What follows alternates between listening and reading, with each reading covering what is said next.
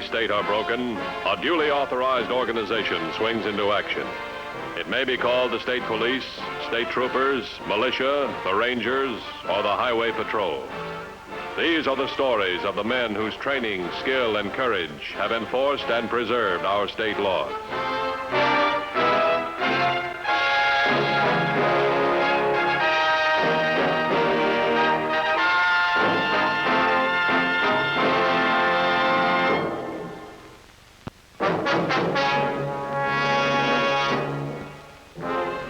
Like any law enforcement agency, the Highway Patrol encounters many unforeseen obstacles in apprehending the criminal who is at large and dangerous to a community and its citizens.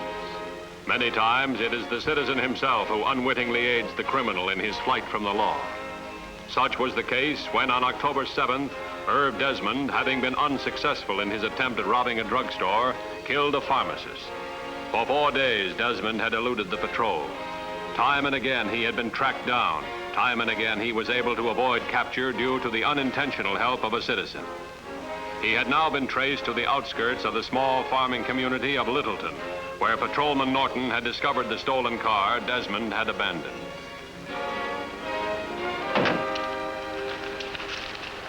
Doesn't seem to be anything wrong with the car. Must have figured it was too well known. Yeah, it's still warm. It's hard to figure this guy. Only thing we know is he doesn't like to travel alone. How big is the next town up ahead? It only exists to service the farmers in this area. We can check it out in no time. There's a lot of open country around here. Get on the radio. Have them send 2 units out as soon as possible if they can spare them. That'll give us more men to flush Desmond out. Now, we're going into town. When we get there, I'll take the left side, you take the right. Okay. Norton, you'll get to the other side of the town and work in. Notify everybody you see what's going on. Give them a description of Desmond. Right.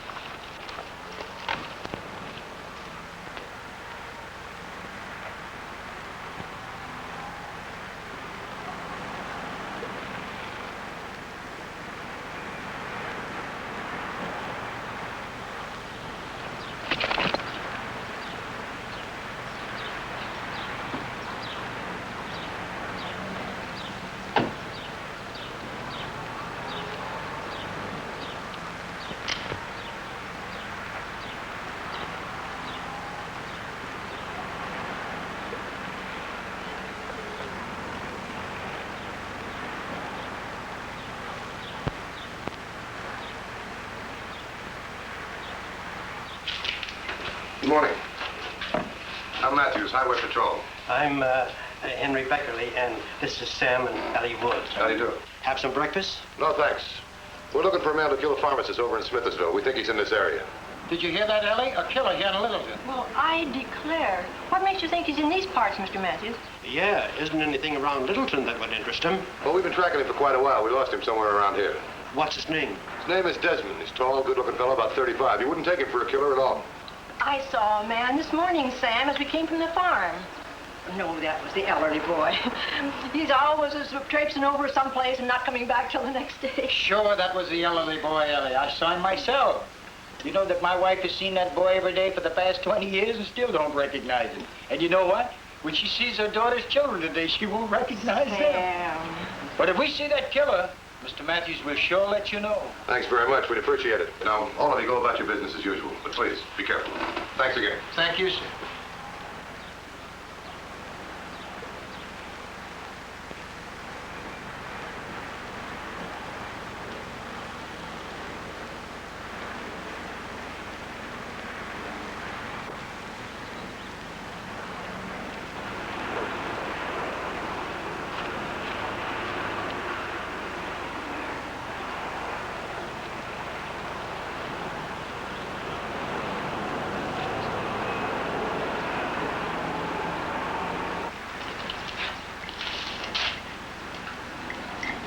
Hi there. Hi. That patrol fellow stopped in here too, huh? Oh, yeah. I just got a ride this far from down south. First thing I know, when I get out of the car, why, this patrol fellow comes up and starts asking me and the driver some questions about a killer that's on the loose. Anybody seen him? No. He killed a man in Smittersville, but that's quite some distance away from here. He could have taken off in the other direction. Maybe so. I guess it's a pretty tough job tracking down these criminals. Now, you take that young fellow Matthews in here a while ago. Not the least bit excited, just as calm as anything. And the way he acted, they're not worried at all. They know they're going to get him. Well, I hope so. Where are you from, young man? Southern part of the state, ma'am. On my way up to the city to get a job. You folks live around here? Yep, over 30 years. Better stay around a little longer. You might have some fireworks here in Littleton. Not likely, Henry. They have enough fireworks for the 3 grandchildren we have. I guess you're having that. My, Ellie, we gotta go. Henry, how much do we owe you? Oh, that'll be for 96 cents. You wouldn't know of anybody that's heading up toward the city this morning, would you? We're going as far as River Bend. We'll give you a look that far if you like. Oh, that'd be swell. Sure, young man. You just finish your breakfast, so we'll wait for you outside. The sooner I get up to the city and get a job, the happier I'll be. There you are. Thanks.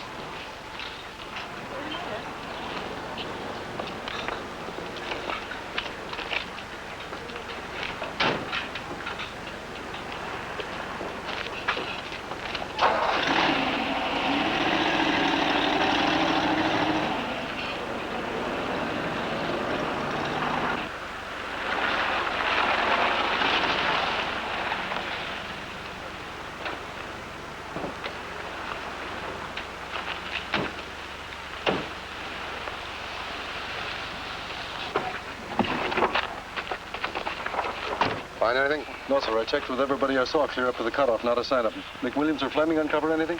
No, not a thing. But they got a lot of territory to cover. Get in your car, patrol the whole area. Keep in contact with us. He and I will help out McWilliams and Fleming. This hour of the day, the farmers ought to be out in the field and busy. This will give Desmond a chance to hold up in one of their houses, and I don't want that to happen. Go on, take off.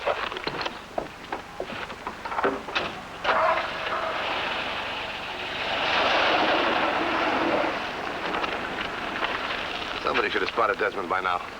It's been about an hour since we've been to town. Let's check it again.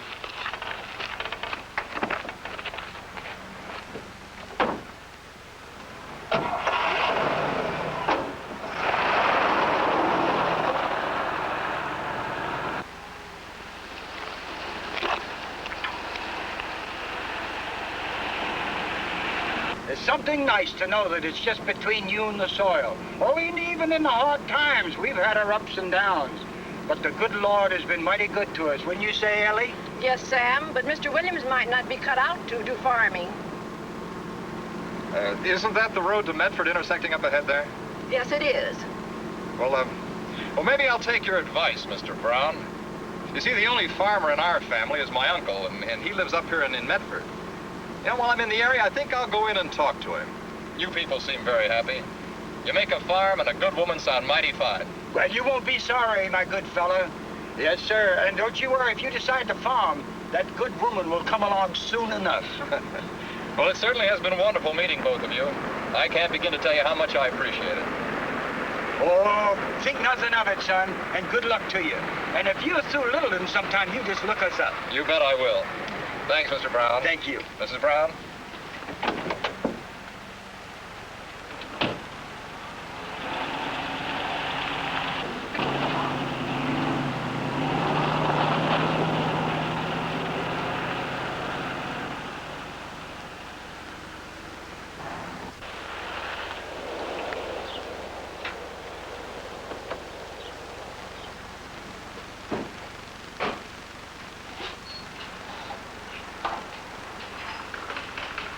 You back so soon? Did you find him? No, not yet. You sure there were no strangers around here this morning? No, only the Browns that were here and that young fellow that you talked to outside. What young fella? The young fellow that you talked to in the car. He said... Where is he now? Why, he went with the Browns the ride to River Bend. It couldn't be that he... What kind of a car were they driving? Why, it was a new green half-ton truck. Sam just got it. Where in Riverbend? Why, they were going to visit their daughter. Mr. Matthews, I didn't... All right. Now just simmer down and answer a few questions, will you? Did you ever see this guy before? No, but he was a nice sort of a looking young fellow, and he talked about the killer. It never dawned upon me that he could have been the killer. Ella and Sam felt the same way about it. They thought it was just a young fellow passing through. How long ago did they leave? Well, about 20 minutes ago. What's the address in Riverbend? It's their daughter. The name is Eldridge. All right, get on the phone. Tell headquarters to send another unit to the Eldridge house in Riverbend. Mr. Matthews, I'm sorry. I should have known. You don't think he'll do any harm to Sam and Ella, do you? Well, to tell you the truth, I don't know. Keep your fingers crossed.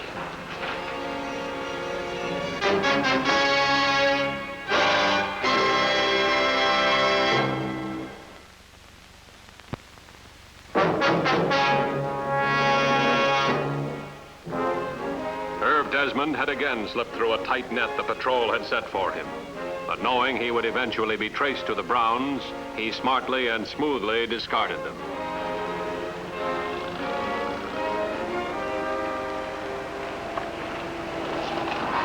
You in charge here? What? I said you in charge here.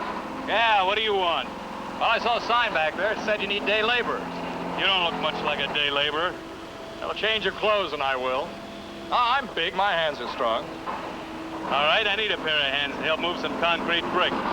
You get $12 a day and you'll work. You understand? Good enough. Come on.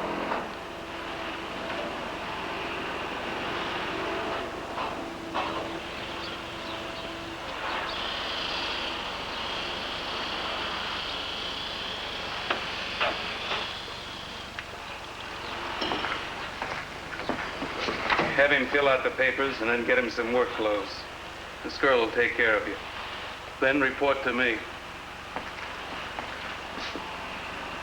And get those reports typed. Nice guy. Would you fill this out, please?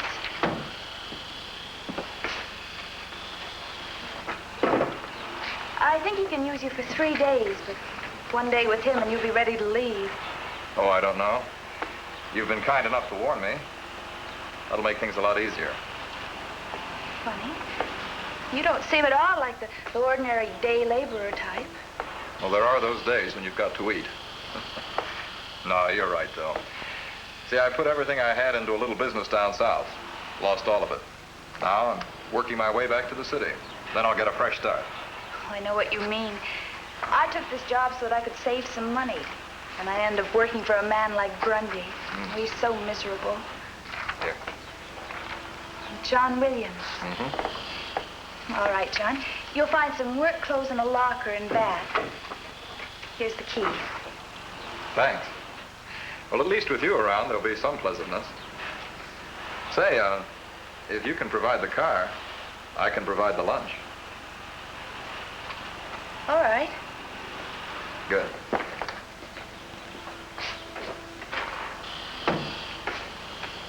But I don't understand, Mr. Matthews. He seems like such a nice, fine young fellow, and he did us no harm. Ain't that right, Ellie?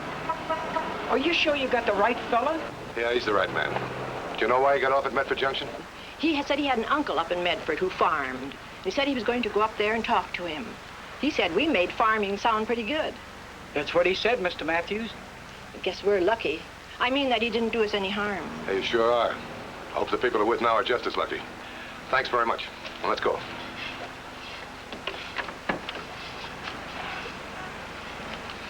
$21.50 to 38.22 and 38.46. Go ahead, 2150. I'm proceeding to intersection. Highway 44 and Medford Road. 38.22, stay on Medford Road to Medford. 38.46, take opposite direction. Stay in contact. 10-4? 10-4.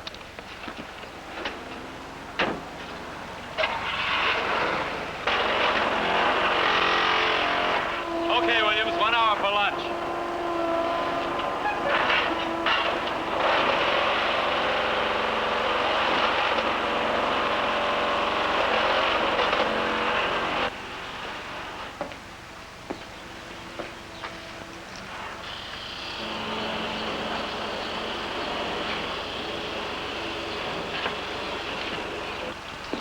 Hi. Well, I look like a worker now, don't I? Oh, yes. How about our lunch? Well, I can't leave just yet until Mr. Grundy gets back. He watches the office during lunch hour. Oh? Good. Well, that'll give me a chance to change my clothes and freshen up a bit. Where's your car? I'll meet you there. It's the brown convertible just in back of the office. Good. I'll see you in a few minutes. All right.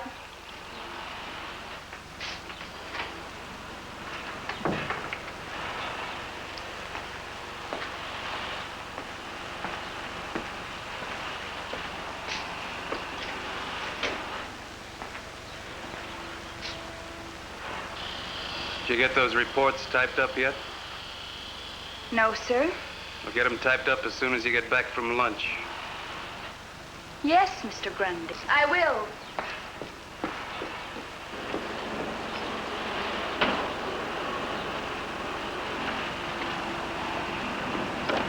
Hi. All set? Yes. So good to get out of here, even if it's only for an hour. I know what you mean. Uh-oh. I left my wallet back in the locker room. Look, why don't you drive the car around? I'll only be back in a minute, all right? All right. Good.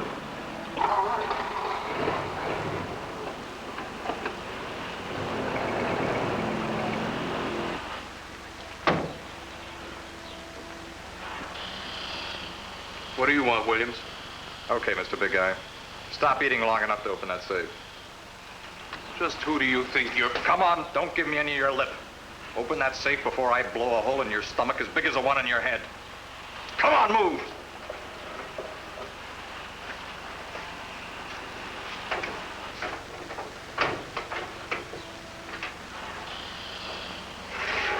Hurry up!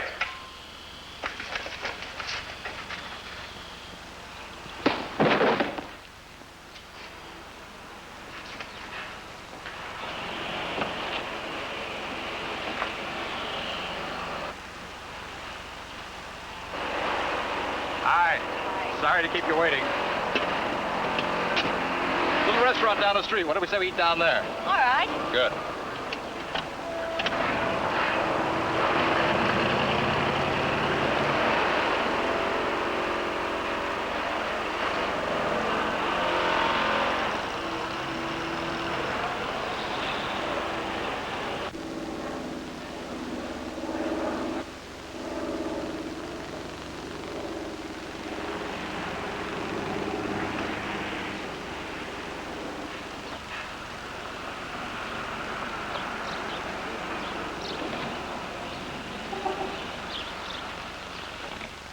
The patrol knew only that Desmond was last seen at the Medford Road Highway 44 intersection.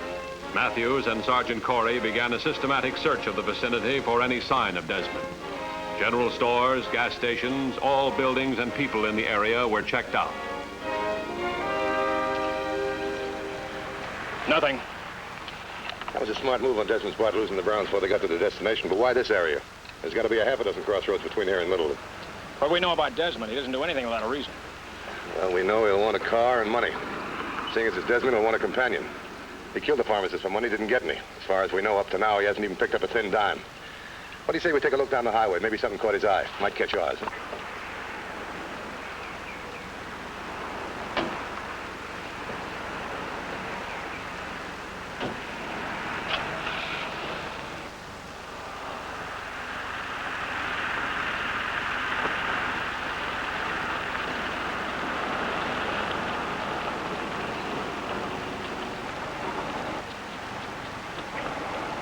This might be it. Could give him everything he needs.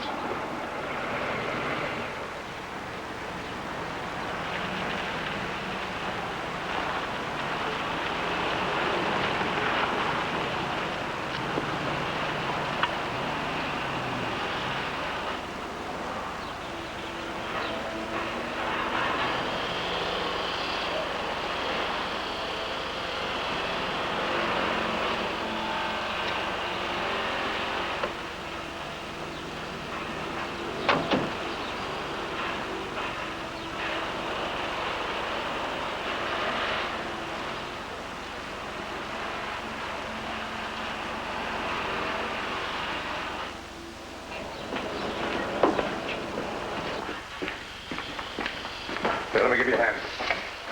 If there was any cash here, it's gone now. What happened?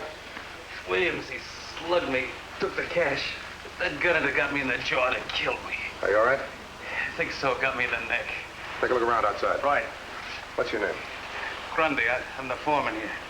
How long ago did this happen? About 20 minutes ago. This guy that slugged you, you say his name was Williams? Yeah. Took the petty cash, about $80. I only hired him this morning. Didn't you look at his identification before you hired him? No, I needed a pair of strong hands. This guy, was he tall, good-looking, about 35? Yeah, that's the guy. Wish I had my hands on him right now. You got any idea where he went? No. The girl that works for me, she was kind of taken up with him. What girl? Keefe. Susan Keefe. Has she got a car? Yeah, she's got a car. What kind? Convertible, a brown one. Not a sign of him. I'll make a note. Another ACB on Desmond. Have the fellows cover all points in this area. He might be traveling with a gal in a brown convertible. Describe her, will he? Well, about 25, 26. Oh, come on, Mr. Grundy. You've got to do better than that.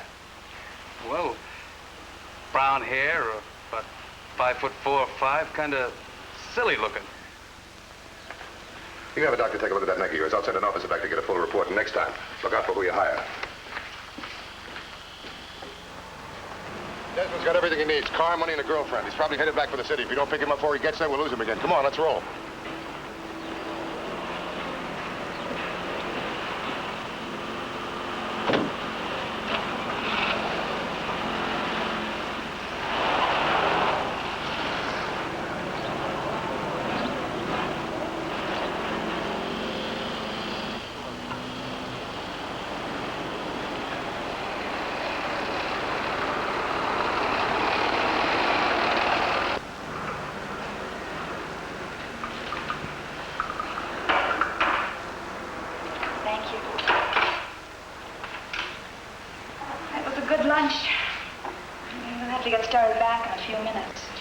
I'll bet you're looking forward to seeing Grundy again, huh? Let's don't talk about him. Not just yet, anyway. We still have a few minutes. You're a swell girl, Susan. I wish we'd met some other place. Some other place? Why some other place? You said it this morning. After just one day with Grundy, I've had enough. I can't go back there, Susan. It isn't worth $12 a day to put up with that man. No, I'd be better off in the city, taking my chances until I get back on my feet again. But you need the money, John. $12? Sure. It'd take care of me for a couple of days, but I'd rather starve than put up with Grundy. The only trouble is, well, you've been awfully nice to me, Susan. Well, I don't even like the idea of your working for him. You know, you'd be better off in the city, too. But you're an intelligent girl, Susan. Why, you wouldn't have any trouble at all getting a job. And with nice people. Why don't you come with me, Susan? Come on, I have friends. Won't you come with me? Oh, I'd like to, John. But I can't just leave my job without giving some kind of a notice or something.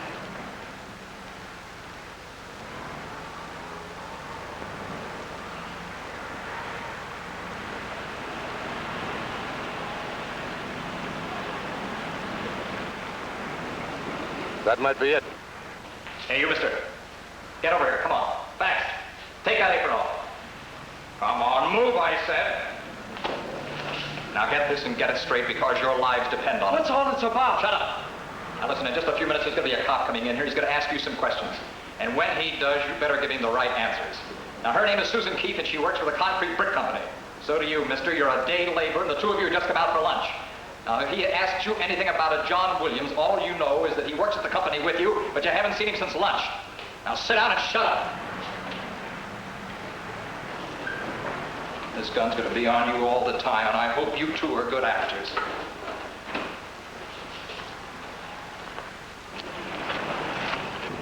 This is it, all right. Registered as Susan Keith. We can't be sure the gal's with him. I'll go in the front way. You go in the back. Keep me covered.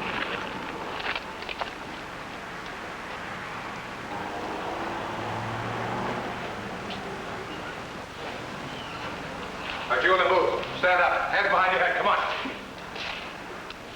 You Susan Keith? Yes, I am. What's the trouble? What's your name? Smith. Charles Smith. What's the matter? You work at the brick company, too? Yeah, I'm a day laborer. How long you been there? About 3 weeks. You know a man by the name of John Williams? Yes, he works there, too. He's a day laborer. He just started this morning. All right, you can put your hands down. When's the last time you saw him? Just before we came to lunch. You haven't seen him since? All right, thanks very much. You can sit down now. All right, Johnson, take it.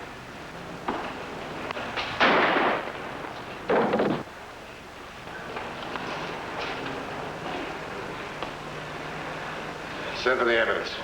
How'd you know which one? Well, they were too nervous. He said he was a laborer. Look at his face. He's as pale as a ghost. I don't understand. Well, he was wanted for murder. Murder?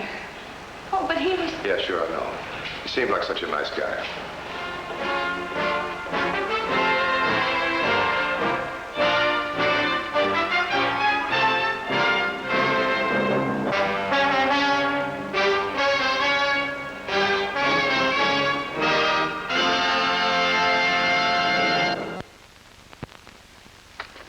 Next week's Highway Patrol story is a very unusual one. I hope you'll be with us.